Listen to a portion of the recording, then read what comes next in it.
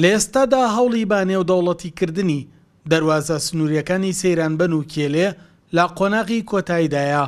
بازرگانانی هەڵەبجەش داوا لە نوێنەرانی کورد لە حکوومەتی عراقی فیدراڵ و لێپسراوانی حکوومەتی هەرێمەکەن مەرزی بازرگانی شۆشمێ کە لە سنووری پارێزگاکەیانە کاری بۆ بکرێت وەک دەواازەیەکی ڕاستمی نێودەوڵەتی بناسیێنرێت. داوامانەوەی ئێمە وەکو بازرگان وەکو خەڵکی کاسبی ئەم شارە حەزەکەین مەرزەکە بەرفراوانتر بکرێ بۆ خەڵکی فەقیروەژار و بۆ ناوچەکە و بۆ ئەوەی کە ئێمە هەمومان بتوانین مستەفید بین تایە و خەڵکی فەقیر و هەژاری زیاتر مستەفید بێتایە و مەرزی شۆشمەی بازرگانی بە شێوازێکی سنووردار لە ئێستادا کاڵاوشمێکی بازرگانی تێدا هاوردەیەکرێت کە بۆ سەدان خێزان بۆتە سەرچاوی داهات بۆیە شۆفێرانیش داوای بەرفراوانکردنی ئەم خاڵە سنووریە دەکەن.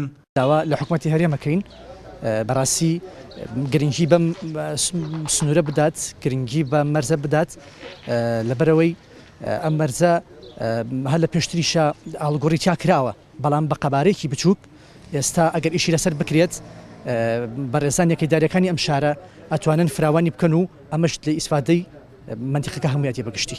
مەرزی شۆشمێ هەردوو بەشی هەورامان لە خۆڕەڵاتی کوردستان و باشووری کوردستان بە یەک دەگەیەنێت گەورەترین دەواازەیە کە پارێزگای هەڵەبجە لە چاقبەستووی ئابووری ڕزگار بکات. لەم سات و کاتا کە بار و ژیان و گوزەرانی خەڵکی ئەم منتیقە لە حاڵاتێکی باشانە کردنەوەی ئەو مەرزە وەکو مەرزێکی نێودەوڵەتی هەلی کار بۆ خەڵکە دروستەکە. ئێمەش ئێستا پارێزگای هەڵەبجە هیوادارین ئەو برایانەمان کە لە پەرلەمانی عێراقن هەوڵێکی جدیمان بۆ بدەن بۆ ئەوەی مەرزی شۆشمێش بکرێ بە مەرزێکی نێودەوڵەتی. لەبەر ئەوە هەڵەبجە تایبەتمەندیەکی تایبەتی هەیە کە شارێکە چەپین کەس نایە چۆمان ناکات گوزەری شارەکانی کای تیانە.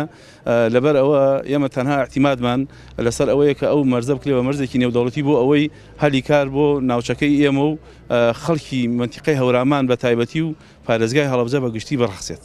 پارێزگای هەڵەبجە بەهۆی هەڵکەوتەی جوگرافیاکەیەوە بە درێژایی 84 کیلۆمەتر لەگەڵ دوو پارێزگای خۆڕەڵاتی کوردستان لە کۆماری ئیسلامی ئێران هاو سنوورە. بۆیە باکردنەوەی خاڵێکی سنووری نێودەوڵەتی گەورەترین وەرچەرخانی ئابووری و گەشت و گوزاری ڕوو لە ناوچەکەیەکات. بۆیە بازرگانان و شۆفێران و هاوڵاتیانی سنووری پارێزگای هەڵەبجە داواکارن کارکردن بۆ بە نێودەوڵەتیکردنی سنووری شۆشمێ بە هەند وەربگیرێت هەڵەبجە لە چەقبەستووی ئابووری ڕزگار بکرێت. سەلاح جەمیل، کورسات نیوز، هەڵەبجە.